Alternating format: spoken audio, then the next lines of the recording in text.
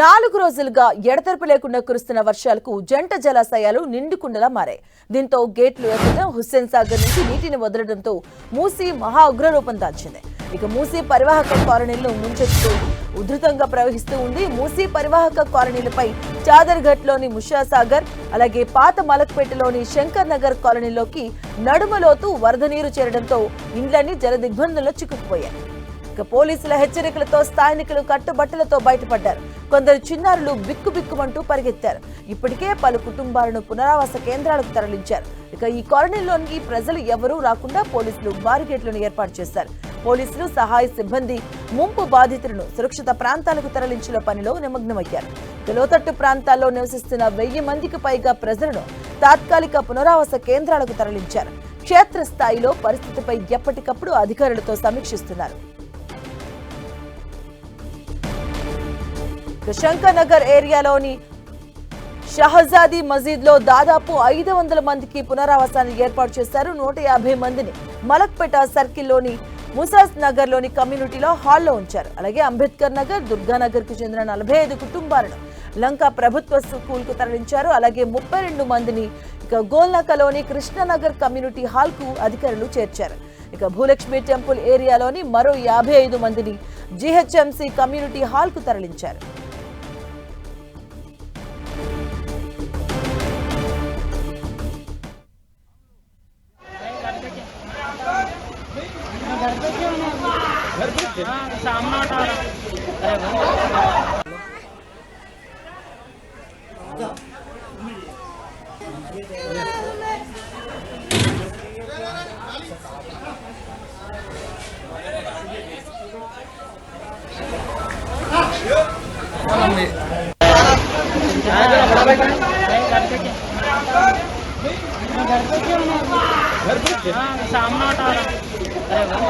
గత 4 రోజులుగా కురుస్తున్న భారీ వర్షాల నేపథ్యంలో జంట జలాశయాలు నిండుకుండలా తలపిస్తున్నాయి, ఉధృతంగా ప్రవహిస్తున్నాయి. అలాగే ఇప్పటికే జల దిగ్బంధంలో కొన్ని కాలనీలు కూడా ఉన్న సిచ్యువేషన్స్. మూసీ వరద ఉధృతిపై అప్రమత్తమయ్యారు అధికారులు. ఇప్పటికే 1000 మందికి పైగా ప్రజలనైతే సురక్షిత ప్రాంతాలకు తరలించడం జరిగింది. మూసీ మరోవైపు ఉగ్రరూపం దాల్చిందని చెప్పుకోవచ్చు. జల దిగ్బంధంలో మూసీ పరివాహక ప్రాంత ప్రజలు అనేక ఇబ్బందులు పడుతున్నారు. మనం చూడొచ్చు. అధికారులు కూడా అప్రమత్తం అవడం జరిగింది. వారందరినీ కూడా సురక్షిత ప్రాంతాలకు తరలిస్తూ ఉన్నారు. 1000 మందిని పైగా పునరావాస కేంద్రాలకు తరలించినట్టుగా చెప్తున్నారు. అధికారులు కూడా ఎప్పటికప్పుడు సమీక్షిస్తున్నారు ఈ విషయాల్లో. ఇప్పటికే పలు బస్తీలు, కాలనీలు కూడా జల దిగ్బంధంలో చిక్కున్నటువంటి సిచ్యువేషన్స్ కనిపిస్తున్నాయి. మూసీ వరద ఉధృతిపై అధికారులు కూడా అప్రమత్తం అవ్వడం జరిగింది. ఎప్పటికప్పుడు సమీక్షిస్తూ ఉన్నారు అక్కడ ఉన్నటువంటి సిచ్యువేషన్స్ కూడా. అలాగే మూసీ పరివాహక ప్రాంతాలను కూడా ఇప్పటికే చాలా వరకు కూడా ఖాళీ చేయడం జరిగింది. అలాగే వాళ్ళందరినీ కూడా సురక్షిత ప్రాంతాలకైతే తరలించడం జరిగింది.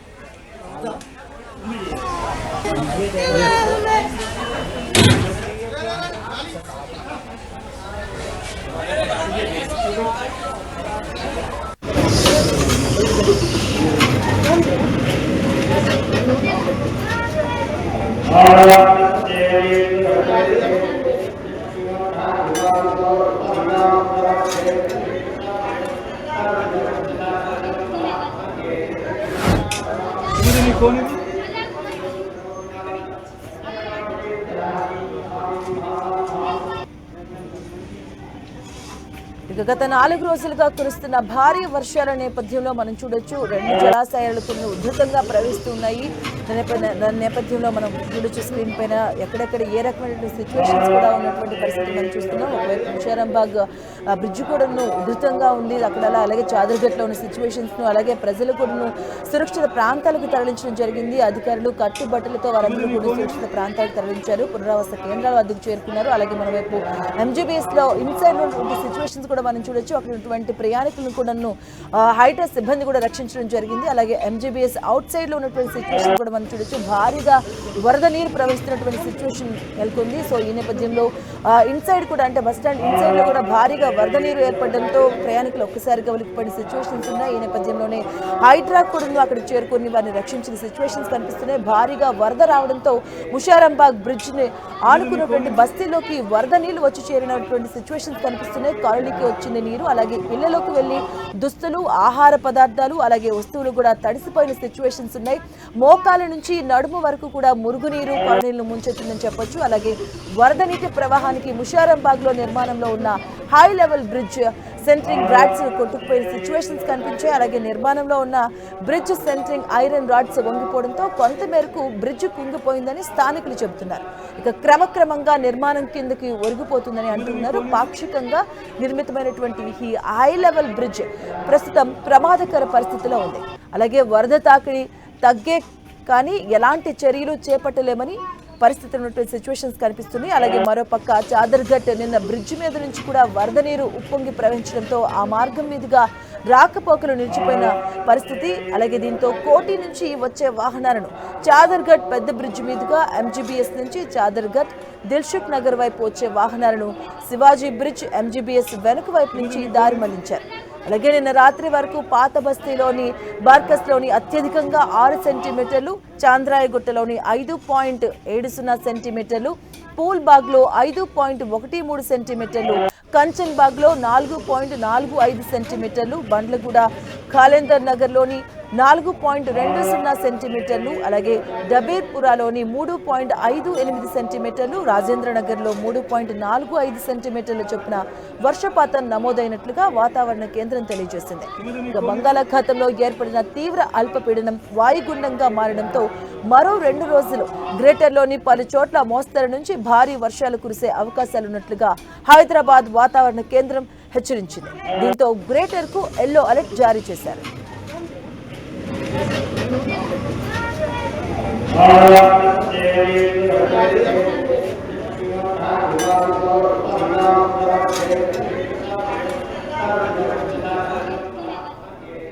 గత 4 రోజులుగా భారీగా కురుస్తున్న వర్షాల నేపథ్యంలో కూడా 2 జలాశయాలు కూడా పూర్తిగా ఉధృతంగా ప్రవహిస్తున్నటువంటి సిచ్యువేషన్ కనిపిస్తూ ఉంది. మనం చూడొచ్చు స్క్రీన్ మీద ఎక్కడెక్కడ ఎటువంటి సిచ్యువేషన్స్ ఉన్నాయన్నది కూడా.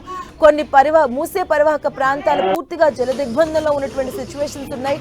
ముసా సాగర్ అలాగే శంకర్ నగర్ బస్తీలను ముంచెత్తింది వరద. వీళ్ళందరినీ కూడా ఇప్పటికే 1000 మందికి పైగా ప్రజలను పునరావాస కేంద్రాలకు తరలించడం జరిగింది. భారీగా వరద రావడంతో మరోవైపు ముసారాంబాగ్ బ్రిడ్జ్ ని ఆనుకుని ఉన్నటువంటి బస్తీలోకి వరద కూడా నీళ్లు వచ్చి చేరాయి. అలాగే కొరణిలోకి నీరు చేరడం జరిగింది. ఇళ్లలోకి వెళ్లి దుస్తులు, ఆహార పదార్థాలు, వస్తువులు కూడా పూర్తిగా తడిసి ముద్దయ్యాయి.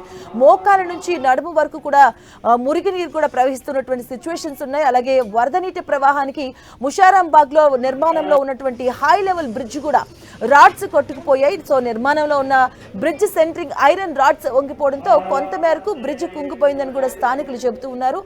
ఇదే అంశానికి సంబంధించిన పూర్తి అప్డేట్స్ మా కరెస్పాండెంట్ రాముడు అందిస్తారు. రాముడు. మాధవి, హైదరాబాద్ నగరంలో కురుస్తున్నటువంటి వర్షాలతో పాటు పై భాగంలో ఉస్మాన్ సాగర్, అదేవిధంగా హిమాయత్ సాగర్ క్యాచ్మెంట్ ఏరియాలో ఉండేటువంటి భారీ వర్షం కారణంగా వరద నీటిని పెద్ద మొత్తంలో కిందికి వదులుతున్నారు. ఫస్ట్ టైం చాలా ఎక్కువ వరద నీటిని కిందికి వదులుతుంది. హిమాయత్ సాగర్ కు సంబంధించి 20,000 క్యూసెక్కుల వరద నీరు కిందికి వస్తుండగా, అదేవిధంగా ఉస్మాన్ సాగర్ కు సంబంధించి 13,000 క్యూసెక్కులు వరద నీరు కిందికి వస్తుంది. చాలా హెవీగా టోటల్ గా చూస్తే మనం 33,000కు సంబంధించినటువంటి క్యూసెక్కుల వరద నీరు హుస్సేన్ సాగర్ లోకి వస్తుంది. అదే కాకుండా రాత్రి అనేక ప్రాంతాల్లో భారీగా వర్షం కురిసినటువంటి నేపథ్యంలో ఇటు రాజేంద్ర నగర్, ఓల్డ్ సిటీ ఈ ప్రాంతాల్లో కురిసినటువంటి వర్షం అంతా కూడా మూసీ నదిలోకి వస్తుంది. కాబట్టి అక్కడి నుంచి కూడా భారీగా వరద నీరు హుస్సేన్ సాగర్ లోకి వస్తుంది. దాంతో పాటు సిటీలో కురిసినటువంటి వర్షం కారణంగా హుస్సేన్ సాగర్ నుంచి కూడా దాదాపు 1000 క్యూసెక్కుల వరద నీరు మూసీలోకి వస్తుంది. దాంతో మూసీ అంతా కూడా, మూసీ పరివాహక ప్రాంతం అంతా కూడా ఉధృతంగా పొంగిపోతున్నటువంటి పరిస్థితి ఉంది. పలు ప్రాంతాల్లో వరద నీరంతా కూడా, ఆ నీరంతా కూడా మూసీలో ప్రవహించే నీరంతా కూడా బస్తీల్లోకి వచ్చింది, ఇళ్లలోకి వచ్చింది. దాంతో అక్కడ ఉండేటువంటి వాళ్ళను 100 మందిని రెస్క్యూ చేసి GHMC కి సంబంధించినటువంటి కమ్యూనిటీ హాల్స్, అదేవిధంగా వివిధ ప్రాంతాల్లో వాళ్ళకు వసతి స్కూళ్లలో మస్జిద్లలో వసతిని ఏర్పాటు చేయడం జరిగింది.